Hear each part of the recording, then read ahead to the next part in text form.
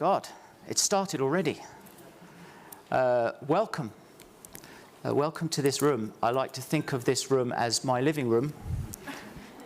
In the old days, we had a big screen here, and I have some friends here already, but they took the screen away. But we're still going to move your hearts. So I'm very excited about today's presentation, or today's discussion. I'm going to start with a very brief introduction. My name is Platon. I'm a photographer. I take pictures and I tell stories. But what I really do is connect with people. So we're just going to dive right in. Before I talk about these extraordinary people I'm with, I'm going to just set the scene, okay? I would like my friends at the back to show you a picture I took some time ago of this man. Today we're here to talk about leadership.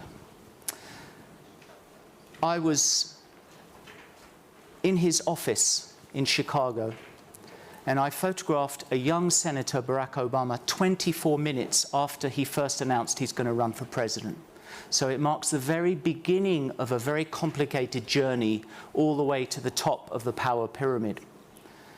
I remember in his office I said to him, you know, Senator, my mum thinks you're fantastic, and she hopes you make it to the White House, but everyone in her neighborhood in London tells her that your chances are very slim.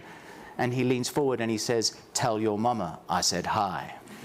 So fantastically American. But that's not the real Obama. You see, the real Obama is look into his eyes. This is the real Obama. He's much more cautious than we all expected from that early charismatic presidential campaign. He likes to weigh up all the options in the room before he even makes a decision. And on his desk, he was reading a self-help book that day. And it was called Be Quiet, Be Heard, How to Raise Delicate Issues with an Opponent and Still Find Common Ground. Essentially, how to compromise. So he gets elected. I get invited to the White House to do this next picture, which is Michelle Obama. This is her first portrait as First Lady. Again, another moment at the beginning of a new era of leadership. Now, I was nervous when I took this picture, and when I'm nervous, I get a little socially clumsy. Know what I mean?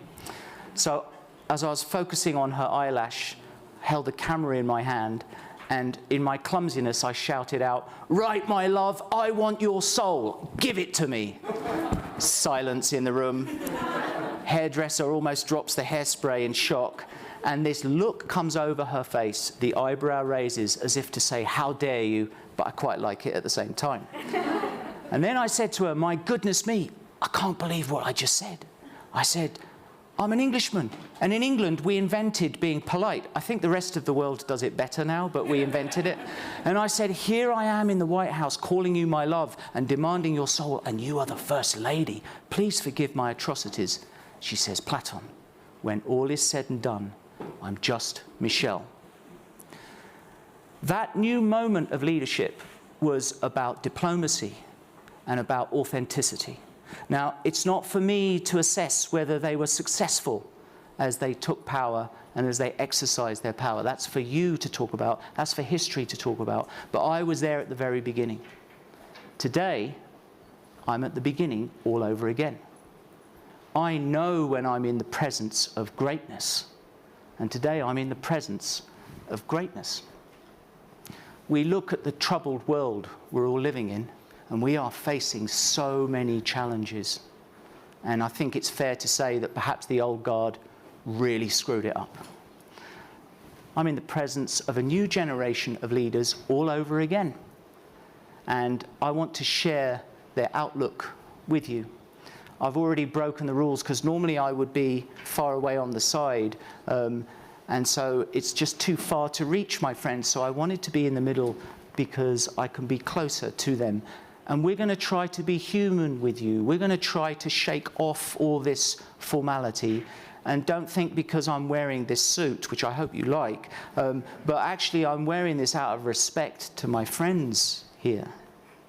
So I'm going to ask my friends to introduce themselves But the way I talk to people when I'm taking a picture is they should talk to me as if I'm a child rather than an intellectual, because I'm clearly not an intellectual. So I want them to introduce themselves to you as human beings, the way they would introduce themselves to a child. You can read their bios on TopLink. Let's begin with my friend over here. Hello everyone, I'm Nupur Kohli. I'm a global shaper from the Amsterdam hub.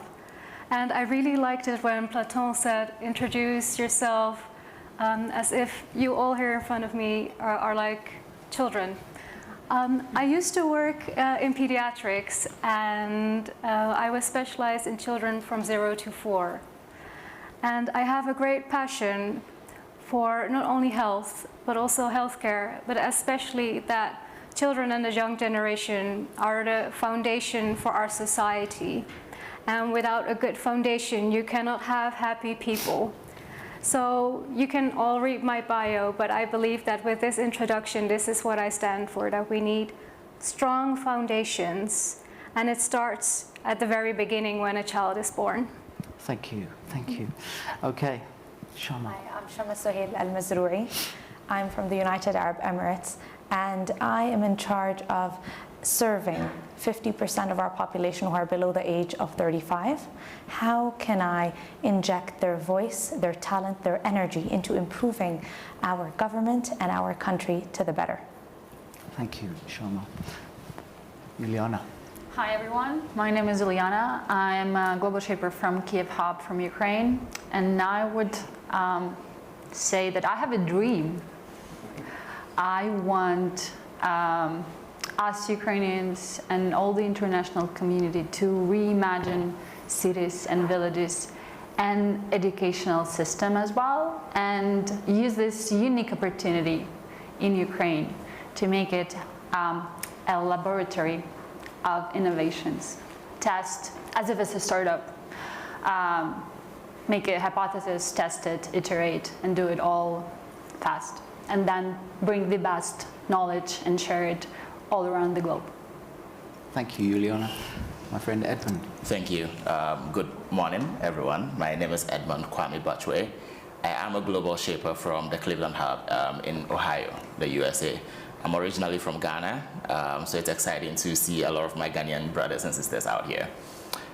So I work at the intersection of community and economic development, social impact, and sustainability, and I do some work in Cleveland, and I do work back home in Ghana as well. And just to contextualize where my lens comes from, for instance, I grew up in a small village in Ghana. When I was 15, my grandma took all her pension money and moved us to the city. So I've been fascinated by cities the very first time I stepped foot in Accra. And so my work right now is based primarily in urban centers. And coming from a community where we say it takes a village to raise a child, I take that ideology to the work that I do. So I ask a fundamental question: how do you make a community, a city, an urban space work for people? And so I work in that space trying to finance us and design interventions to really build livable spaces in the cities that we live. Right, this will take a moment, and that includes my friends in the audience here. We have to slow this down. We have to take a deep breath. Feel our pulse. There's very few moments in life where you get to just pause and acknowledge where you are and where you're going. The challenges we are facing are huge, and we need your help. You know something that we don't know, and we need to see the world through your eyes. So I'd like to start with you, if I may. Sure. Not because I'm picking on you, but because I'm interested in what you just said. What does hope mean? And what does fear mean to you as a human being, but as a leader? Hope and fear. I would say that I would start with fear, right? It's harder, Yeah, probably. What are you afraid of? On a personal level, I think I'm afraid that Russia can overtake Ukraine. Mm-hmm. I think we're brave enough that it won't happen. and I think that the international community will help us. But we are fighting, and we will be fighting, right? So I fear that the values, the old values that were we agreed on, basic values of like human rights and everything, and they're kind of a little bit screwed up. And I fear that this paradigm can win or can find its place in the world. And this is my fear, and I don't want it to happen. And my hope is that people will unite and act out of love. And I think leadership, for me, I don't know whether there is a place for this word at the World Economic Forum, whether I'm allowed to talk about love, but I think that leadership is about love and care. And I would like us to have this hope for love and unity, and lead out of this inner feel of love towards ourselves, towards our job responsibilities, people, everything. And I think I want to have this hope that leaders will lead out of these feelings rather than something else. Why should the world help Ukraine? Why? It's a big question. Why? Why is it important? Yeah, I think just because, we're fighting now for something that is not just physical, not just land. Right? Because I think it's a little bit weird to fight for the land in the 21st century, right? I think, and because, we're not animals, right? I mean, like for food, and like we're people, and we're fighting for something that we envision as concept, like religion or nation or something else, right? And I think that, okay, we invaded, but let's then unite based on the values that we agreed in all international documents, charities. Let's unite and show that we actually value it. And I think fighting in Ukraine, and why the world should help us, because I think we are fighting out of love for our country, and we do believe that we don't have any other option, any other land. Unfortunately, in the 21st century, we need to do it. We would like to think about the future, but we have today to fight for the land, for the present, for this particular moment. And why the whole international community should help Ukraine, because we should unite across values, based on values, and we're fighting for them. So you're fighting for values even more than for land? Yes. Is what you're saying? Yes. Exactly. See, I told you, we're getting there already. Edmund, what does the word inclusion mean to you as a leader? I would answer that question with a brief story of getting to Switzerland. So when I arrived at the airport in Zurich, I hold a Ghanaian passport. So when I was going through the security, for instance, I realized there was a global shaper behind me whom I did not know was there. So everybody, there was a long line. I got to the security checkpoint. Very nice gentleman behind a glass counter asked for my passport. I gave it to him. He asked, "What are you here for?" I told him I'm on my way to Davos, with a smile, of course. He paused for a moment and asked to take my fingerprints. So I obliged. I did not see anything, or I wasn't suspicious of anything, so I walked away. Immediately I walked away, the global shaper that is behind me walked up to me and said, "Hey, I heard you said you were going to Davos." And I said, "Yes." And she said, "I realized that of the long line that we have, you were the only person whose fingerprints were taken." In that moment, I did not, catch it. I did not realize it. It took another person who was observing on the sideline to see that and bring my attention to it. So since I've been here, I've had conversations with some of my other Ghanaian passport holders who reported the same thing, that they were the only people in their lines whose signatures got taken. To answer your question about inclusion, I want to feel that just by the virtue of who I am, my background, my character, my pedigree, where I come from and all of that, should not be the basis for me being treated differently than any other person that is in a space where I am. And so when I think in terms of inclusion, I'm thinking about also belonging. So if I step into this room, when I came to Davos, the conversations that I've had, the people that I've met, do I feel like I belong? I may not necessarily belong if you look at the socioeconomic class of people that are here. I may not belong if you look at the majority of people who, the majority of race that is represented here.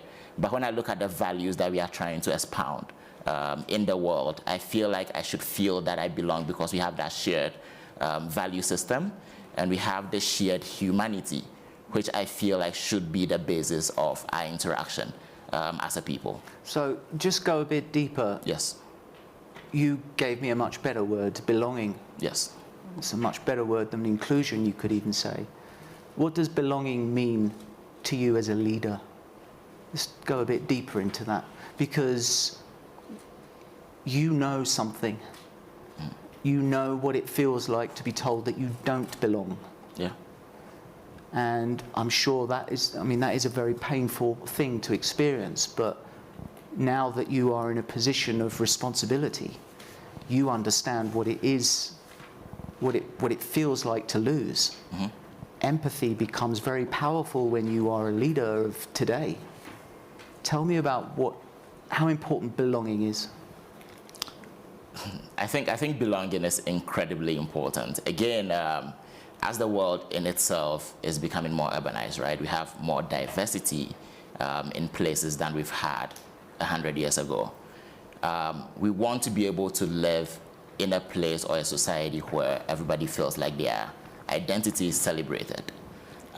So you want to be your authentic self in whatever space that you are in, whether you are a black man, black woman, whether you belong to the LGBT community, whoever you are or wherever your identity is, you want to enter into spaces and feel that you are being your authentic self and you are not trying to mask who you are in order to feel that you are accepted into that space. And so in leadership, I think the primary task, which I also think is the monumental task ahead of us as young leaders, is going to be able to figure out how we create spaces where people can be their authentic selves and feel that their authentic selves are being appreciated and welcomed and celebrated in the spaces or in the interactions that they're having. Shama, when I met her this morning, I'm supposed to refer to her as Her Excellency because of the amazing things she has achieved. But her first words were to me, just call me Shama. So I'd like to talk to you about the word leadership. You've achieved amazing things like everyone else on this panel. But what does a leader mean to you? And how would you explain it to a 10-year-old little girl? You mentioned a few minutes ago, Platon, that the world is going through a lot of changes. And you want to see leadership through our eyes, right? Or be in our shoes. I believe that you can't be in our shoes or have that kind of radical empathy without understanding where millennials come from. Before thinking about millennials taking the helm, and Uliana and Edward talked about the new kind of values that youth have with respect to leadership and with respect to their governments. But let's take a millennial. The last person who was born a millennial is in 1996. He or she, let's say, started out their life and they entered primary school. The financial crisis happened. They realized, wow, we all have to, sorry, not even the financial crisis. Let's go back. They went through 9/11 and they saw terrorism. Their family had to educate he or she, telling us, oh, the world is a less secure place. After that, when he or she is 12, just a teenager, they would have gone through the financial crisis like all of us. We have to deal with less income, threatened livelihood, less security around the world as well. They entered university. and they were shocked. The world turned into a thriller movie. We're in the pandemic. Our graduation is online. We need, as young people, millennials, by the way, every month 10 million young people enter the working age population. We need 1.5 years to just enter that labor market and 4.5 years to get a decent job. What kind of world are we in, right? Before even thinking about our values and how we're thinking and feeling about leadership, that's maybe a majority of the millennials have gone through these kind of global traumas. But half of the world's population, or our youth, are in developing countries. So they've gone through famines, crimes, conflict zones, poverty. And now you might all say, wait, what is their outlook on life in the world? Please raise your hand if you think it's very pessimistic. Who thinks it's optimistic? Well, you won. It's shocking. We've gone through all this, but yet results, and I'm not kind of, it's based on brutal facts. Last year during the pandemic, ILO's study on youth and COVID, 70% of young people around the world are optimistic about the future. Go to my region, the Arab world, which has gone through so many challenges, and the Arab Spring, 60% believe that their best days are ahead of them. That's the highest in 5 years. So you might say, wait, Is why? that because of the wonder of youth, that it's natural that if you are younger, you are more optimistic? It's in your spirit as a younger person, or is it something else? Is there something that's based on resilience, having gone through so many shocks? As a young person, you are born out of so many crises. I mean, every generation of leadership deals with crisis. But for young people to emerge out of all these crisis situations, what is it? It's exactly the latter. I think the answer lies, why is their outlook positive, hope, optimistic? It lies in the fact that they've gone through these crises, and in and of itself, these crises injected a sense of renewal, a sense of community, a sense of a new kind of world that we want to create. Because what did the crisis tell us? It raised red flags saying, hey, we need disruption. And who is better than young people to address that kind of disruption? We've seen it in the private sector a lot, but now we're also seeing it in government. And that's, I think these crises has changed our expectations of government and also our expectations of how we should be as leaders, because crises require us to step beyond business as usual. Whatever crisis it is, whether it's climate change, etc. And who brings the business of possibility to the world other than youth? And so that is the outlook, I think, that shapes young people's values. It's funny because I've done a lot of human rights work around the world. I've been to many troubled regions. Even in America, I've worked with many people who have been robbed of power in society. And normally, the people that have suffered the most show most compassion, most optimism, most kindness. And it's a very strange, I mean, I'm constantly surprised by the resilience of the human condition. And if you are born out of crisis and you are young, that means it's like a perfect cocktail to make a great leader of the future. I want to talk to you. I want to talk to you about being a young woman, if I may. I was good friends with Madeleine Albright, who recently passed away. And I was invited to her funeral, and I was very sad as her coffin went by. And as it went by, I felt a torch being passed to a new generation of women.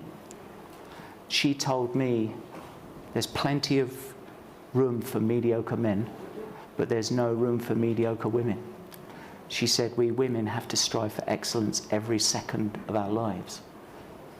What would you say to a young girl who is being told that she is not welcome, she is not valued as much as a young man? Thank you so much for this important question, which is really close to my heart. So to answer your question, I want to start with 2 C's that are very important in my life, which are curiosity and courage. And while talking about curiosity and courage, there came an S, and the S is speaking up. I would like to tell this girl that you need to stay curious, not only to know what is out there in life, but also to explore why people are thinking the way they are thinking. I'm a medical doctor by background, and I know that when a patient comes in my consultation room, there's always a question behind the question. They tell you something, but there's more behind it. And I would like to tell this girl that when you see something happening, there's maybe not only one thing behind it, but maybe a whole history behind it, why people behave in a certain way that they do. And to grow as a young girl, you have to understand that history also, and you will also understand why people are behaving the way they do, but you cannot get there without curiosity.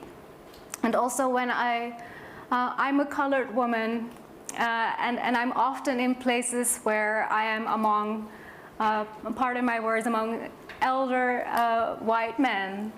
And then I also always keep that curiosity. Why are they behaving with me the way they do? And then the second C comes, courage. Because when I came here, it was told to us, you belong here. You need to have that courage to walk up straight as if you have $1 million in your pocket, and have that courage to say, I am here and this is my voice.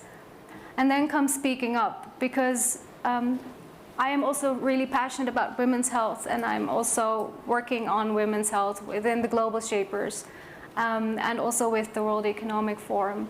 Sometimes young girls, young children see things they should not be seeing, hear things they should not be hearing, maybe are thinking things of which adults tell them you should not be thinking that.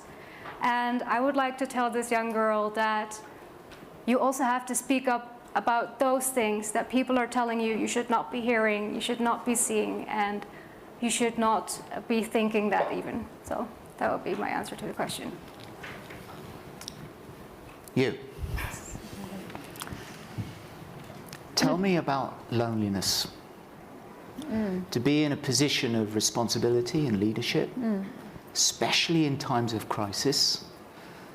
We talked about this just before. It can be lonely, because especially if you want to do something that is seen as breaking the rules or stepping out of protocol, and what you're going through and what your country is going through and what you know and what you feel in your heart, does it ever feel lonely, and how do you deal with that? Yeah, so I think for Ukrainian youth and in general, I think there were a few stages. Like the first one is like kind of run or die, right? So first you had like to move to a safe place. Then it was help, right? I think that it would be hard to find at least one person in Ukraine who wouldn't be involved in any volunteering activity, right? So help, right? And then I think we're now in a third phase of asking very existential questions of why I'm doing what I'm doing. What is my purpose? Why this and not that? And I have lots of friends who are asking these questions themselves, and it's hard to find the answer. And actually, it's on the one hand, you need someone to help you to answer these questions. You need some mentorship. You need some, I don't know, coach or advisor or mentor. But at the same time, you should be on your own to answer these questions. So I think you need to balance kind of to talk to people, but then also come back and ask yourself and listen to yourself truly, honestly, and go with this inner feeling of what do you want to do with your life. And I think in this, with loneliness, me personally, I think you can find some shapers here also from Kiev Hub, what we did, and from Ukraine. We had calls every day in the morning, 8 a.m., and we planned our day, like, what are we going to do? And I think this support system really helped me the first 2 months kind of to navigate and not to get crazy, to be honest, yeah. Julia, You said something that was very important for all people in the audience who we're all looking for answers. You wouldn't be here if you weren't. I'm looking for answers. I'm very proud to be searching for answers. You said something about taking a moment of pause and quiet, because sometimes it's those moments of important reflection where we have to ask ourselves the big questions in our life, the way our direction is going to move. I once asked Edward Snowden about loneliness. We were hiding in a hotel room in Moscow on the run. And he said, loneliness can be a terrifying thing, especially when you've been robbed of all the people that you love. But loneliness can also be an empowering thing, because when you're lonely, there is nothing but a wall of silence. And you should listen to that silence, because you just might hear the voices of history talking to you. When you have moments of silence, and I know you've had them, what do you hear?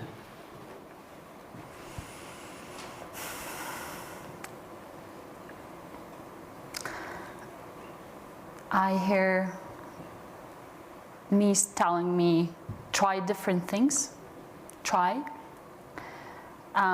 Give yourself some time and space to try different things. Like now, taking Ukraine as an example, right? So many opportunities, right? And it's just like, okay, so which one do you want to take? Which road do you want to follow?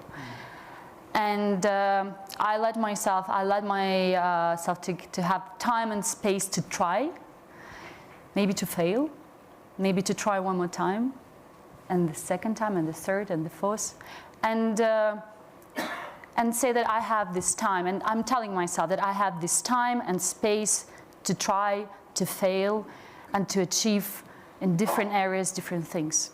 So does a kind of freedom come from this moment of pause, in a moment where all protocol, all rules are out of the window because everything's collapsed? Absolutely. There's no formality anymore. Absolutely. So no formality, and I think this is like also, I want to use this as an opportunity to truly listen to myself. And when I'm talking to you, when I'm talking to my friends, I'm asking them to do the same. So listen to their inner voice and follow their kind of very passionate dream. Maybe go back to their childhood and think, what was their childhood dream? What they were thinking about? What did they want to achieve back then when they were kids? I mean, that's what my friend Sharma said, that out of trauma, out of crisis, comes a sense of freedom, a sense of optimism. I want to ask my friend Edmund. I once asked Professor Klaus Schwab, what is success? Because everyone here seems to be very successful all the time. But everyone seems to be very uncomfortable about the word failing. Right? We're all secretly looking in the mirror, hoping that never happens to us. I'm sure it's already happened to every single person in this room. He said to me, success is acknowledging your skills and your tools and deploying them to drive positive change. So I said, that sounds a bit like a military operation, Klaus. And he said, it is, because to drive change, it's an operation. So I said, what is failure then? And he said, failure is not living up to the promise. That broke my heart. Now, I'm going to ask you the same question I asked Professor Klaus Schwab. What does failure mean to you, and what does success mean to you as a young leader at this pivotal moment, not just in history, but on a personal level with your journey, what you've been through? You described so beautifully what happened to you at the airport, and that's just a tiny moment. Tell me about failure and success. So let me just start by saying that I am only sitting here right now having this conversation because I have failed many times. And if you come from where I come from, it is a prerequisite. to get to where you need to get. And I've heard a few of the other lovely panelists talk about taking risk and being vulnerable, putting yourself out there. When I think of failure, I would share what Professor Klaus said, because one of the biggest anxieties of my life is that maybe I would not live up to my potential. You wake up in the morning, you are brushing your teeth, you look at yourself in the mirror, you reflect on your life, you ask yourself, what am I going to do today that is going to make a difference? At the end of the day, when you lay in bed and you reflect on how your day has been, you look back at, did I really use my skills, the knowledge that I have, the opportunity, the privilege that I have to make a difference, whether it's in the workplace with a colleague, or whether it's on the bus or on the train to work, or even in the conversations that you've had in the lunchroom, or running into some of the workers in the elevator. So when I think of failure, also in the context of the work that I do, I think of it in terms of not being able to build a community where everybody has a fair chance and a good shot at a dignified life. I come from a city where there are still children that are dying because of poor quality of housing. And I work within an urban space, trying to design interventions and all of that. When I look at the end of my journey of working as a social impact strategist, part of the question I want to be able to answer for myself, which would determine whether I have failed or succeeded, is asking myself, are there still children in cities that are dying from poor sanitation because they live in poor housing? So that is one of the metrics by which I measure my success. We're all in the present, and we Yes. all have this moment to drive change. Everyone at Davos is trying to drive change in one way or another. But there will come a time when our responsibility is gone. We've lost control of the power we once had. Yes. And we will look back at this moment, all of us, and say, how did I do? It's called legacy, right? What Yes. was my legacy? And that can be a very painful moment of reflection. Yes. What did I get right? What did I get wrong? I think it's amazing that you said the fact that you got here means you failed many times, because a lot of people would say the fact that I got to Davos means I've succeeded many times. I've never heard anybody say I got to Davos because I failed so many times. That shows part of this spirit of this new generation of leaders who think fundamentally different, in a different way about leadership. That to succeed means you have failed many times. To show great humility is actually a sign of great strength, I believe. I want to talk to you. Moral compass. How do you know when you're right? The line between right and wrong is not always bright. And all of us cross that line sometimes. But you have to pull yourself back to the right side of history as soon as you see you've made a mistake. How do you know the difference between right and wrong? Wow, my heart's swelling just thinking about the values Edward and Julia talked about. And the way I see it is just like you're wearing a watch. You have maybe a virtual watch, which is your North Star, your moral compass. And in my job day to day, I just ask myself whenever I have a decision, am I truly aligned with that moral compass or that set of values? Or am I doing something because it might impress everyone else or it might please a certain kind of segment of the population? But make no mistake, I know we talk a lot about values, and it might be wildly romanticized that young people are driven more with values of humanity and cooperation. It's so powerful for us because we no longer accept anything that doesn't stick to our values. You'll see how many people leave their jobs. Even if you pay me high, I will leave if it doesn't align with my values of conscious consumerism or great and good leadership, or I can leave a positive legacy. And Yulia said something, she said, I'm asking what's my purpose? Youth have a restless quest for purpose. And if we also as governments don't understand that and don't understand that link, we will fail. It's a defining feature of governments to really enter the hearts and minds of young people. And for me, to be honest, in serving youth of our nation, I always go back to this question, not about right and wrong, but I go back to, are these the values that stick to my nation, my leadership's values, and they reflect youth or not? And these kind of values and that moral compass is not static. It keeps upgrading through listening authentically to youth. And when I say listening, it's not just listening with your ears. That's hearing. But it's like you on the same level with them. It's listening with the heart and mind. It's whoever speaks Chinese, the character of listening has a heart and number 1 in it, which means your eye and your heart are on the same level. And that's profound for leadership. That's humility that Edward exudes as well. I'm going to pick on you now. We're starting to wrap up. How much time do I have? Just a few minutes? Great. Enough time to do some serious damage. What does the word power mean to you? Because we're jumping from what Sharma just referred to as being inquisitive, being humble, being driven by your heart, being curious. And then what does the word power mean to a young woman who is emerging on the world stage as a leader of her time?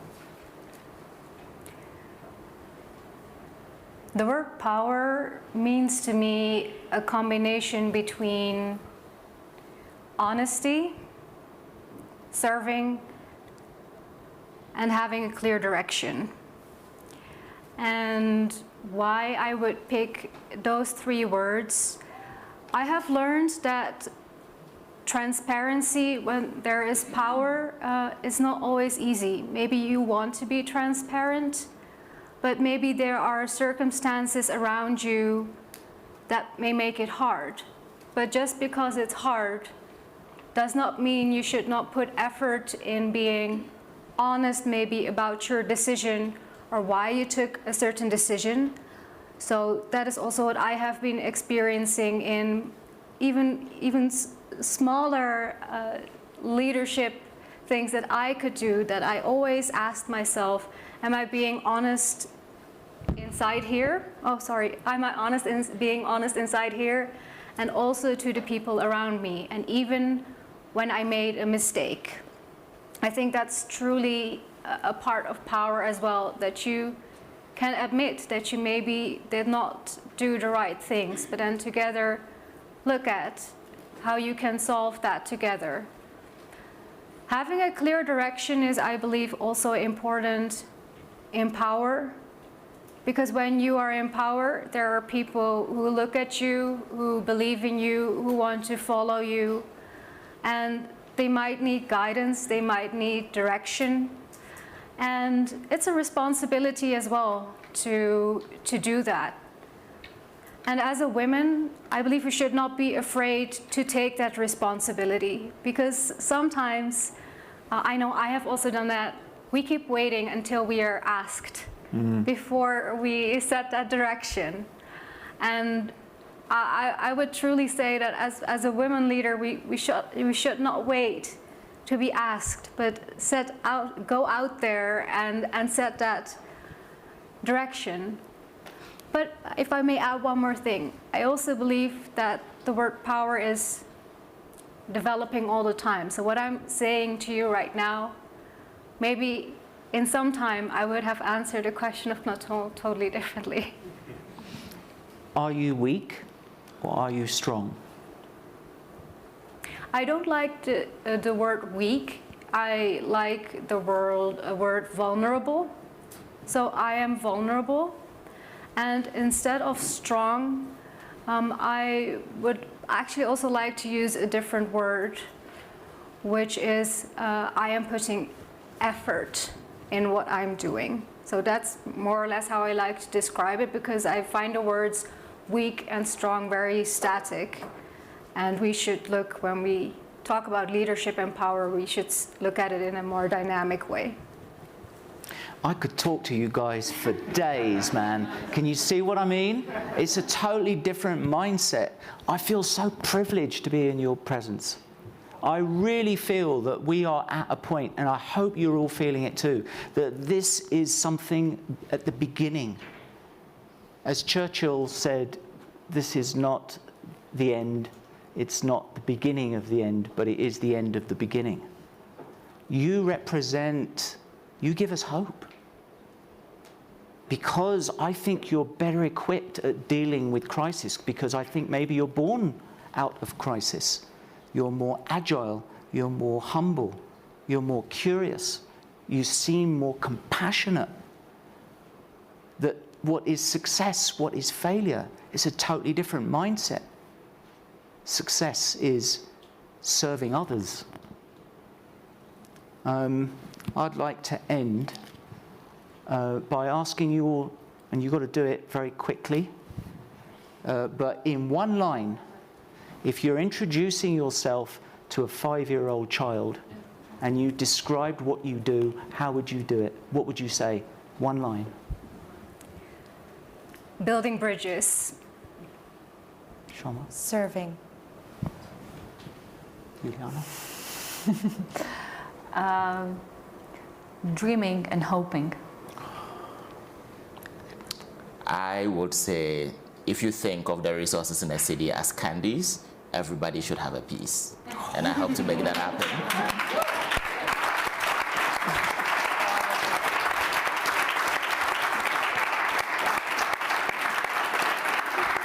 Amazing. I have, right. Can you show a picture? I want to show you. All right, we're talking about youth. I'm going to end here. This is a picture I took of a young girl called Naomi Wadler. She's 11 years old in this picture, and she's a young student activist who fights for the rights of black girls in America. I invited her and her mum to my studio in New York to take this picture and to talk about the gridlock that we are facing in our society right now. And I asked her advice. And she said something amazing. She said, talk with people, don't talk at them. Listen to them, don't just hear them. And then I said, how can I, as a middle-aged white man, be of service to your cause? She said, oh, that's easy. Stand with us, but not in front of us. It took a young student activist to give me the greatest rule book I could ever wish for to navigate a future path. And I feel very inspired to be surrounded by extraordinary, gifted, honest people. I want to thank them for daring to be honest in front of you. It takes a lot of courage, because we all like to put on an act and perform at Davos. But today's session is not about performing, it's about connecting. And I think that's something we all need to do more. Thank you from my heart for all of you for being so honest, not weak, but very, very strong. Thank you.